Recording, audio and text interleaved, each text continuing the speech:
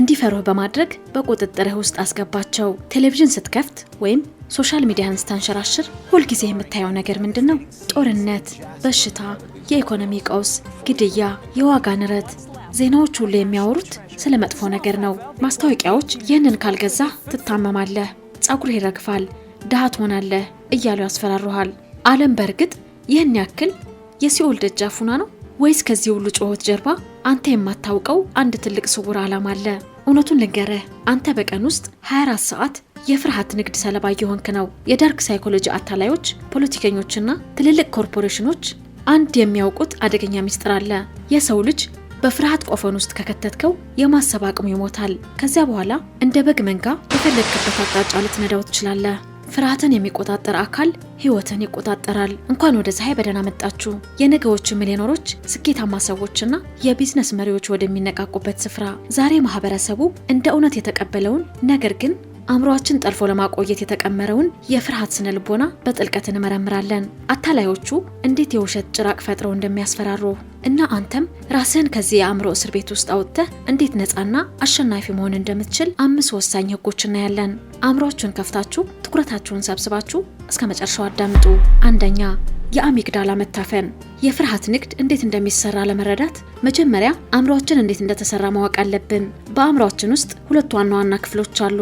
አንደኛው ምክንያታዊና አሳቢ የሆነውን ክፍል ሲሆን ሁለተኛው ደግሞ ጥንታዊውና ለህልውናችን የሚሰራው አሚግዳላ የተባለው ክፍል ነው። የዳርክ ሳይኮሎጂ አታላዮች አንተ እንድታስብ አይፈልጉም። ምክንያቱም ካሰብክ ውሸታቸው ትነቃበታለህ። ስለዚህ ሆን ብለው አሰቃቂ ዜናዎችን፣ የሚያስደነግጡ ምስሎችና አደገኛ ወሬዎች ይነዙብሃል። ይህንን ስትሰማ አእምሮ ውስጥ ያለውን አሚግዳላ አደጋ እንዳለ በማሰብ የፍርሃት ሆርሞኖች ይረጫል። በዛች ቅጽበት ያ ምክንያታዊ የሆነውና አሳቢው የአእምሮ ክፍል ሙሉ በሙሉ ይዘጋል።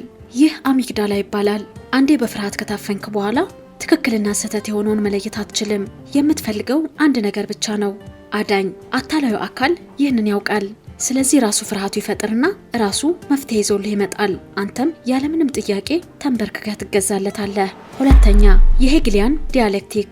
ይህ የፍርሃት ስነ ልቦና በፖለቲካውና በስልጣን ዓለም ውስጥ በስፋት የሚሰራበት አንድ የታወቀ ስትራቴጂ አለው። የመጀመሪያው ፈላስፋ ጆርጅ ዊልሄልም ሐሳብ የሆነውና በኋላም አታላዮቹ ወደ መሳሪያነት የቀየሩትን ይህ ህግ ችግር፣ ምላሽ፣ መፍትሄ ወይም ፕሮብለም ሪአክሽን እና ሶሉሽን ይባላል። እንዴት ነው የሚሰራው? ደረጃ 1፣ ችግር መፍጠር። አንድ አታላይ መሪ ወይንም ድርጅት ማህበረሰቡን ለመቆጣጠር ሲፈልግ ሆን ብሎ ችግር ወይም ቀውስ፣ የኢኮኖሚ ውድቀት ወይንም የውጭ ጠላት ይፈጥራል። አሊያም ያለውን ችግር አግዝፎ ያራግባል። ደረጃ 2፣ የህዝብ ምላሽ።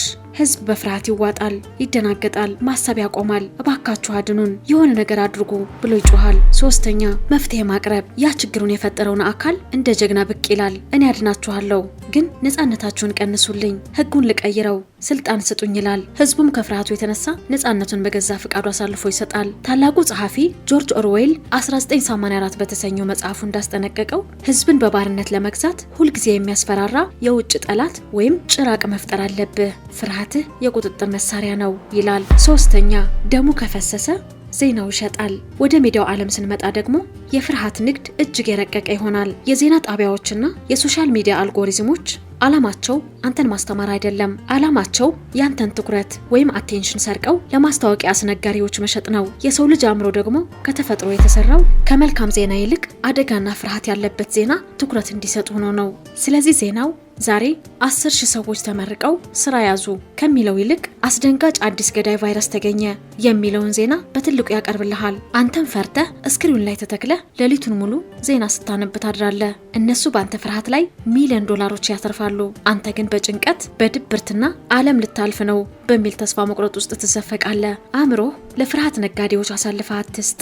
አራተኛ፣ የፍርሃት ማርኬቲንግ። በቢዝነስ ዓለም ይህ አደገኛ ስነ ልቦና በቢዝነስና በማርኬቲንግ ዓለም ውስጥም በሰፊው ይተገበራል። ብዙ ኩባንያዎች ምርታቸውን የሚሸጡልህ በጥራቱ ሳይሆን ይህንን ካልገዛህ አደጋ ላይ ትወድቃለህ በሚል የፍርሃት ጅራፍ ነው። ለምሳሌ የኢንሹራንስ ኩባንያዎች ተመልከት። ማስታወቂያቸው ላይ መኪና ሲጋጭ፣ ቤት ሲቃጠል፣ አባት ሲሞትና ቤተሰብ ሲበተን ያሳዩሃል። ያንን ፍርሃት አእምሮ ውስጥ ከዘሩ በኋላ ለዚህ ሁሉ መፍትሄው የእኛን ኢንሹራንስ መግዛት ነው ይሉሃል። የውበት መጠበቂያ ኩባንያዎች ፊታችሁ ካላማረ፣ ጸጉራችሁ ካልረዘመ ማህበረሰቡ ይገፋችኋል፣ የህይወት አጋር አታገኙም፣ ብለው የብቸኝነት ፍርሃት ውስጣችሁ ይዘራሉ። ከዛም የራሳቸው ውድ ክሬም ይሸጡላችኋል። አታላዮቹ መጀመሪያ በሽታውን አእምሮ ውስጥ ይፈጥራሉ፣ ቀጥሎ መድኃኒቱ ይሸጡልሃል። 5ኛ ራስህን ነፃ የማውጣት ጥበብ። ታዲያ ከዚህ የፍርሃት ማትሪክስ ውስጥ ራሳችን እንዴት እናውጣ? እንዴትስ? ምክንያታዊና አሸናፊ አእምሮን ገንባ። የመጀመሪያው እርምጃ የመረጃ አመጋገብህን ወይም ኢንፎርሜሽን ዳይት ማስተካከል ነው። በየቀኑ ዜና ማየት አቁም። አእምሮህን በሚመርዙ የሶሻል ሚዲያ አባዜዎች አትጠመድ። ጠዋት ስትነሳ ስልክህን ከፍተህ የሰዎች ሞትና ኪሳራ ከማንበብ መጽሐፍ አንብብ፣ ስፖርት ስራ፣ ቢዝነስህን አስብ። ሁለተኛው እርምጃ አንድ አስደንጋጭ መረጃ ወይም ዜና ስትሰማ ቶሎ ብለህ አትደናገጥ። አሚግዳላህ አእምሮህን እንዲቆጣጠር አትፍቀድለት። ጥልቅ ትንፋሽ ውሰድና ራስህን አንድ የላቲን ጥያቄ ጠይቅ። ከዚህ ፍርሃት ተጠቃሚው ማን ነው? አንድ ፖለቲከኛ ሲያስፈራራ እኔ ስፈራ እሱ ምን አይነት ስልጣን ያገኛል ብለህ ጠይቅ። አንድ ማስታወቂያ ሲያስደነግጥህ እኔ ስፈራ እሱ ምን ሊሸጥልኝ ነው ብለህ ጠይቅ። እውነተኛው ጀግንነት ፍርሃት አለመኖር ሳይሆን ሌሎች ሰዎች በአንተ ፍርሃት ላይ እንዲነግዱ አለመፍቀድ ነው። የፀሐይ ቤተሰቦች ዛሬ የአእምሮአችን ትልቁ ጠላት አጋልጠናል። ፍርሃት የተፈጥሮ ስሜት ቢሆንም አታላዮች ግን ይህንን ስሜት ወደ የቁጥጥር መሳሪያነት ይቀይሩታል። የማህበረሰቡን ጫጫታ አትስማ። ዜናው የሚያወራው ውድቀትን ቢሆንም አንተ ግን በውስጥህ የስኬትን ቤተ መንግስት ገንባ። ታላቁ ኒኮሎ ማኪያቬሊ ሰዎች ከሚወዱት መሪ ይልቅ የሚፈሩት መሪ በታማኝነት ይከተላሉ ይላል። አታላዮቹ አንተን በፍርሃት ገመድ አስረው ሊነዱህ ይፈልጋሉ። አንተ ግን እውነቱን ነቅተህ ምክንያታዊነትህን አስቀድመህ የፍርሃት ነጋዴዎችን ሰንሰለት በጥሰህ ውጣ። ይህንን ቪዲዮ ከመጨረሳችን በፊት ለህይወታችሁ አቅጣጫ ወሳኝ የሆነ መልእክት አለን። የሰው ልጅ በቀላሉ በፍርሃት የሚዋጠውና በአታላዮቹ ቁጥጥር ስር የሚወድቀው የፋይናንስ አቅምና የራስ የሆነ ነጻነት ሲያጣ ነው። ድሃ ሰው በቀላሉ ያስፈራሩታል። የገንዘብ ነጻነት ያለው ሰው ግን ለፍርሃት አይንበረከክም። ፍርሃትና ጥገኝነት በቃኝ፣ የራሴን ህይወት እኔው ልቆጣጠር ካላችሁ ከታች በዲስክሪፕሽን ላይ ባስቀመጥንላችሁ ሊንክ ገብታችሁ የፀሐይ አካዳሚ አሁኑኑ ተቀላቀሉ። የነገን ስኬት ዛሬን ገንባ። ይህ ጥልቅ ትምህርት አእምሯችሁን ካነቃው ቪዲዮውን ላይክ በማድረግ አጋርነታችሁን አሳዩን። ይህንን ድብቅ ትምህርት ከፍርሃት እስር ቤት መውጣት ለሚገባቸው ወዳጆቻችሁ ሼር አድርጉላቸው። አዳዲስ የቢዝነስ የፋይናንስና የአስተሳሰብ ትምህርቶችን በየሳምንቱ ለማግኘት ፀሐይ ቻናላችንን ሰብስክራይብ ያድርጉ። በቀጣይ ማንም በማይነግራችሁ በሌላ ጥልቅ ትምህርት እስክንገናኝ ሰላም። አቅምህን ገንባ፣ ነፃነትህን አውጅ።